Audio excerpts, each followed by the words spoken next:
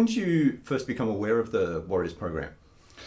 I think maybe in the early 2000s through Billy Hyde's in Blackburn. Bob Spencer was already doing it as a coach, and they sort of asked me if I'd be interested in maybe coaching Warriors, and I got a bit of a brief about what it is, how it works and stuff. And so I had a meeting with Bob Spencer, and we talked about it, and I thought, well, this would be interesting. So, and Bob Spencer actually came and did my first round of Warriors when I did it in early 2000s.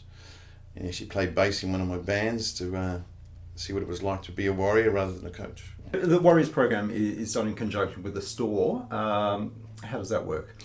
The store that I'm involved with is GH Music, but the store supplies all the gear, being like guitars, drum kits, and guitar amps, and all that stuff. And the idea for the store is to give to supply the Warriors with really great gear. So that's the kind of idea. So they're playing really good stuff. They might have a cheap guitar at home, but during the Warriors they're playing a Strat or a Les Paul or something, which is great. And they supply me with the rehearsal rooms, and they sort of help out in the day and sort of like in the organisation of it. So it's a good thing for them. I think it's just I think for them it's getting people that may have kind of fallen off and not played anymore to be playing again, and so they're active in the music scene again, or maybe they never were before and now they are, so they might want to go and buy strings and things from the store and all that. So it starts off with the jam. What happens on a jam day? The jam is very interesting. I think different coaches do it a different way. What I do with the jam is I have a guy doing I have a big whiteboard, because I wanted to try and stop people all coming to the jam and just jamming on 12-bar blues progressions, over and over. I thought it's kind of, the jam needs to be a bit of fun for everybody. So I generally get anyone that's a singer, a vocalist, to go up to the board and they write, Julie wants to sing Mustang Sally. So you've got Mustang Sally, Julie, and we have guitar, bass, drums. And so we have quite a few songs on the whiteboard, and then people say, I'm a guitarist, I sort of know Mustang Sally. So, okay, Jeff, we stick Jeff's name up there. And when we fill up each song, those guys get up and play it. And so, which is everyone's nervous at the jam. I mean, the people that are potential Warriors come along, they enroll, they come along to the jam, and everyone's nervous.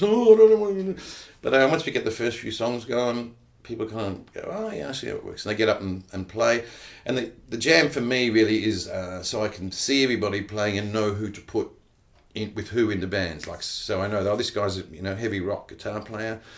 This girl over here was a country singer, so I won't put them together, And sometimes at the jam, people make friends with each other, like they just meet each other and they kind of hook up together and they say, oh, I want to be in a band with these guys, that I just met, because we get on really well. So that's a good thing. I put them together and I think so. The jam probably goes for a few hours, and we just we just do a whole bunch of songs, and until I can see everyone play. And occasionally you'll get someone, I don't want to get up, I'll come into the next jam, because they're a bit nervous or whatever. But that's sort of how it works. Some of the participants might see a song on the board and think, I could never play that. Yeah. How do you put them at ease? Okay, so what I kind of encourage, because that happens a lot at the jam, a singer will say, I want to do, Bohemian Rhapsody at the jam, right? And I'm kind of thinking, well, sure, you can put it on the board, but you'll find that your name will just be sitting there with no other players on it. Do you know what I mean?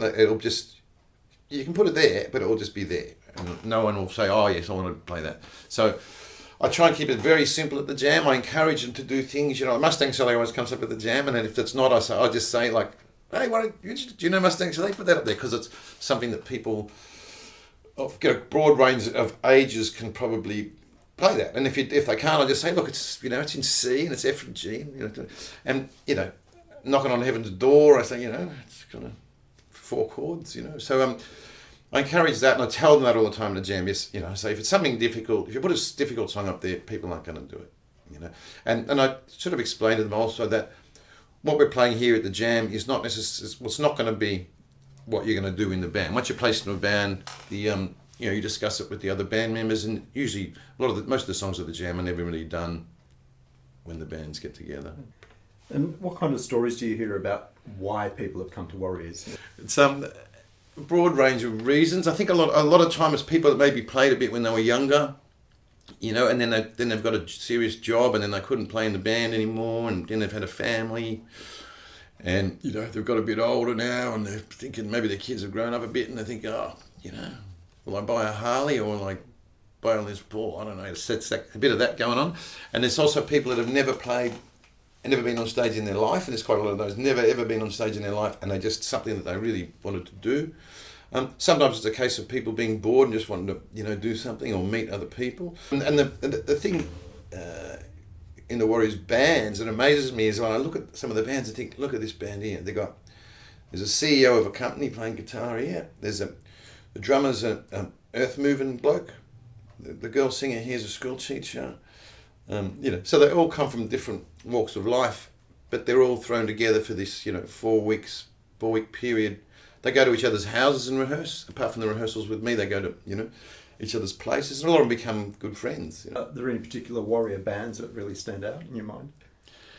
There's a few, yeah. There's a few. There's a couple that have actually stayed together, which is interesting. There's one of the rounds had Simon Madden in it, who's a ex-AFL footballer, very good footballer. But he came along with a couple of his mates, and he used to just maybe pick up an acoustic guitar at a party, and they'd sing a couple of tunes. But they'd never really been in a band and stuff, so I got a bass player and a drummer and his couple of mates, and they put a band together, and they were called, what were they called? Now they're called Better Late Than Never. I can't remember what they were called when they were the Warriors, but they stayed together. So they stayed together since the Warriors, and for about 6 years now they've been playing around, you know, the Essendon area, playing pub gigs and stuff. So, you know, they're having a ball. For anyone who thinks that they like to do Warriors but are a bit reticent, maybe a bit shy, or think they're not good enough, what would you suggest to them?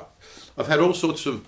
It's not for professional players, that's not the point of it. I mean, it's all about learning, and it's about... I mean, if you know a few chords on the guitar, you can if you can play a drum groove, or you can play a bit of bass, Warriors is for you. It's kind of...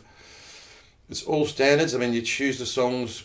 And I try and keep it simple. I tell them when they're rehearsing, I tell each band, I say, let's think about a simple song done really well, rather than a difficult song not done so well. I said that when you do the show at the end of the rehearsals, the audience doesn't know if the song's difficult or easy. They just know, yeah, that sounds good, or that sounds bad. You know, so that's the kind of thing. I mean, there's all sorts of people, and you know, if you know a few chords, you can be in a band, and I'll, you know, appropriately give you the parts to play. You know. And what's the best part about being a Warriors coach? I think the best part is seeing the Warriors' faces. Well, first of all, seeing them nervous at the very start at the jam, seeing them go through the process, seeing them improve, seeing the band tighten up, just seeing them start getting the idea of what's going on here. Their nervousness at the jam before the show, and their excitement when they walk off stage at the end.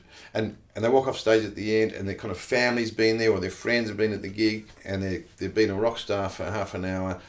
Lights, PA, they're kind of loud, and they've had a ball, and they come walking off stage sweating, and the most common thing they always say is, geez, that went quick, because, you know, when you're a bit nervous and you're excited, I mean, it's like, and it's like, I think they feel like they've been on the stage for 5 minutes, and it's like, no, half an hour and you did your thing. And so that to me is the payoff at the end of the day, just seeing them when they come off stage and how excited they are. And, you know, many of the Warriors come back and do it again to get that buzz again. You know?